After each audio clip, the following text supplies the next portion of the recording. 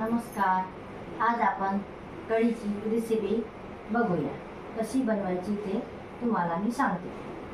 आपण हे रात्री दही टाकलेलं आहे, ताजं दही टाकलेलं आहे. त्याची आपल्याला कढी बनवायची आहे. त्याकरिता आपल्याला काय काय पाहिजे, हे 5 लवंगा घेतलेले आहे, 5 मिरे घेतलेले आहे आणि 7-8 कापडे आपण लसूणचे घेतलेले आहे. त्याच्यामध्ये जिरं आणि 1 पाव तुकडं अद्रकचं घेतलेलं आहे. हे आपल्याला याच्यामध्ये कुटून घ्यायचं आहे. मिक्सरमध्ये फिरवलं म्हणजे त्याची चव वेगळी लागते आणि कुटून घेतलेलं त्याची चव एकदम छान लागते. आता आपण हे दही अर्धा किलो दही घेतलेलं आहे आपण. त्या अर्धा किलो दहीला आपण हे पोहे खायचे चमचे 4 चमचे टाकायचे आपल्याला. हे बघा, आता आपण मोठ्या भांड्यामध्ये टाकायचे आपल्याला आणि हे 4 चमचे अर्धा किलो दहीला आपल्याला 4 चमचे बेसन पीठ टाकायचं आहे, म्हणजे ते व्यवस्थित होते. हे त्याला आता आपण व्यवस्थित घोटून घ्यायचं आहे. दह्यासोबत टाकलं बेसन पीठ म्हणजे ते व्यवस्थित घोटल्या जाते. त्याच्यामध्ये बेसनाचे गोळे तयार होत नाही, म्हणून आपण दह्यामध्ये हे टाकलेलं आहे. आता आपल्याला याच्यामध्ये जसं पाणी लागेल तसं आपण त्याच्यामध्ये टाकूया. हे पहिले आपण जे दही तयार केलेलं आहे त्या भांड्यामध्ये थोडंसं पाणी घालावे आणि ते व्यवस्थित घेऊन म्हणजे त्याच्यामध्ये ते सगळं निघून जाते. असं टाकून द्यायचं आणि पुन्हा थोडी त्याला हलवून घ्यायचं. रवी भांड्यामध्ये पुन्हा आपण पाणी टाकूया आणि असं स्वच्छ धुवून घेऊया. असं हाताने तरी धुतलं तरी चालेल. भांड्याचं ते सगळं दही निघून जाते. बस. आता आपण याच्यामध्ये घोटून बेसन पीठ टाकून दही घोटून हे असं एवढं पाणी टाकायचं. आपल्याला लागत असेल तर आपण अजून टाकू शकतात आणि घरच्या दह्याची कढी खूप छान लागते. आपण बाहेरून ताक जर विकत आणलं तर त्याची कढी व्यवस्थित लागत नाही आणि घरच्या दह्याची कढी खायला एकदम चविष्ट लागते. आपण हे सगळ्या वस्तू काढलेल्या आहे. मिरे, लवंग आणि जिरं, लसूण, अद्रक हे आपल्याला खलबत्त्यामध्ये कुटून घ्यायचं आहे.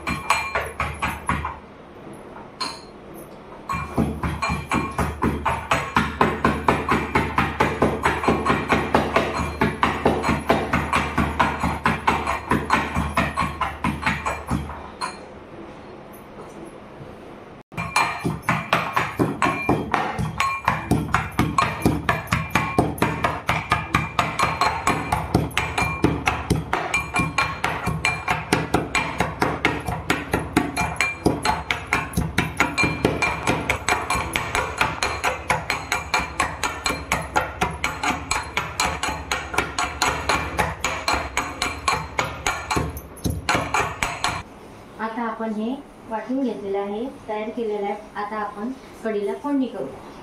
आता आपण गॅस पेटवायचा आहे आणि आपण तुपाची फोडणी देऊ. तेल पण वापरतात, पण तुपाची फोडणी दिली तर कढी छान लागते. आता आपण त्याच्यामध्ये 1 चमचा तूप टाकू. आता थोडंसं आता आपलं तेल तापलेलं आहे. आता हे कढईमध्ये आपण तूप टाकलेलं आहे, ते आपलं तापलेलं आहे. आता आपण त्याला फोडणी घालू. सुरुवातीला आपण मोहरी टाकायची आहे, मग जिरं टाकायचं, नंतर आपण मिरची टाकू कारण की हे जळत नाही.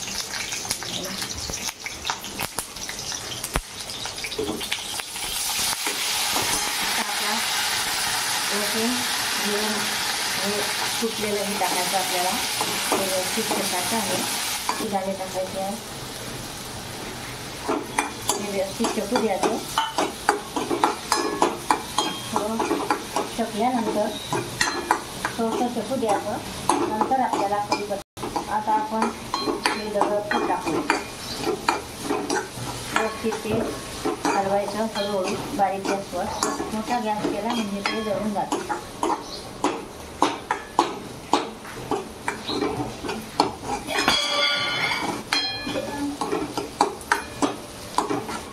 आता आपलं हे थोडंसं बारीक गॅसवर होत आहे. आता आपण फोडणीमध्ये आपली कोथिंबीर टाकूया. आपण आता ही कोथिंबीर फोडणीमध्ये जर टाकली तर चांगला सुगंध येतो कढीला. वरतून पण आपण टाकू शकतो. आता आपली ही कोथिंबीर टाकलेली आहे. आता आपण हिंग घालूया. आपल्याला वरतून पण टाकता येते. आता आपला हा शेकलेला आहे, फोडणी आपली झालेली आहे. आता आपण त्याच्यामध्ये हे कढी सोडूया.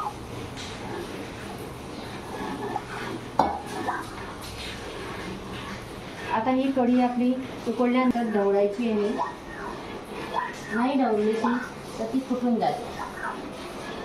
अशी सतत तिला हलवत करायची. आणि ही झाल्यानंतर त्याच्यामध्ये नंतर मीठ टाकायचं आपल्याला. आपण अगोदर जर मीठ टाकलं याच्यामध्ये तर ते फुटून जाते. जेव्हा आपण हात काढून देतो ढवळताना त्याच्यामुळे ती फुटून जाते. अशा प्रकारे ते आपली कढी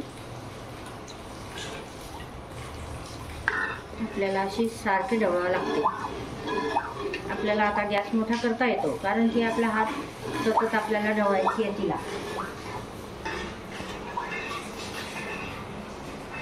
या प्रकारे तिला ढवळत राहायचं.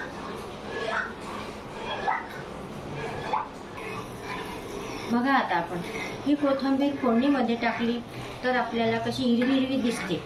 आणि आपण जर फोडणीमध्ये नाही टाकली नंतर टाकली तर ती कोथिंबीर काळी होऊन जाते. त्यामुळे आपल्याला कोथिंबीर फोडणीमध्येच टाकावी हे योग्य आहे. तर आपण त्याला चांगली उकळी द्यायची. तोपर्यंत आपल्याला ही ढवळायची आहे. ढवळत राहायची. चांगली उकळी द्यायची. तोपर्यंत चांगली असे सतत ढवळायची आपल्याला तिला.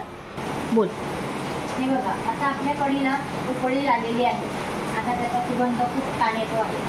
त्याचं कारण की आपण त्याच्यामध्ये 5 लवंगा आणि 5 मिरे कुटून टाकलेले आहेत. आणि ते आपलं ताजं दही असल्यामुळे त्याचा सुगंध खूप छान येतो. केव्हा आपल्याला आठवण राहत नाही घरी दही लावण्याचं तर आपण काय करतो, बाहेरून दही आणतो. बोल. ते आपण केव्हा बाहेरून दही आणतो, दही लावण्याची आठवण राहत नाही तर ते आंबट खूप असतं. आणि त्याच्यामुळे मग ते आपण कढी त्याची बनवतो तर आपल्याला त्याचा खूप वास येतो. त्याच्यामुळे आपण त्याच्यामध्ये लवंग आणि मिरे असं कुटून टाकले तर त्याचा वास निघून जातो. आता आपल्या कढीला उकळी आलेली आहे. आता आपण गॅस बंद करू आणि मग नंतर मीठ टाकूया. आता आपल्या कढीला उकळी आलेली आहे. आता आपण गॅस बंद केलेला आहे. आधी का बरं टाकलं नाही आपण मीठ? कारण की हे मीठ आधी जर टाकलं तर आपली कढी फुटायची शक्यता राहते. म्हणून आता चवीनुसार आपल्याला या कढीमध्ये मीठ टाकायचं आहे. आता ही कढी आपली एकदम सुगंध वास येतो आहे आणि छान, हे बघा छानपैकी झालेली आहे. बोल. आता ही कढी आपली झालेली आहे. आता आपण जर याच्यावर लगेच झाकण ठेवलं तर ते फुटू शकते. त्याच्याकरता आपल्याला हे जाळीचं झाकण आपण ठेवू शकतात. आता हे जाळीचं झाकण ठेवल्यानंतर आपली कढी फुटत नाही आणि व्यवस्थित राहते. या पद्धतीनं तुम्ही ही कढी नक्की करा, तुम्हाला खूप आवडेल. आता आपण या कढीची चव बघूया. एकदम छान झालेली आहे कढी. आता आपली ही कढी आपण बघूया कशी झाली ती. एकदम छान, एकदम सुगंध आलेला आहे. माझ्या तोंडाला एकदम चव आलेली आहे. आता ही कढी आपण खिचडी सोबत पण करू शकतो आणि भात खिचडी हे पण खाऊ शकतो. तेव्हा पण आपण बनवू शकतो. आणि आपण जेव्हा कोणतीही सुकी भाजी केली तेव्हा आपण ही कढी करू शकतो. त्याच्या सोबत तोंडी लावायला ती छान लागते. थांबणं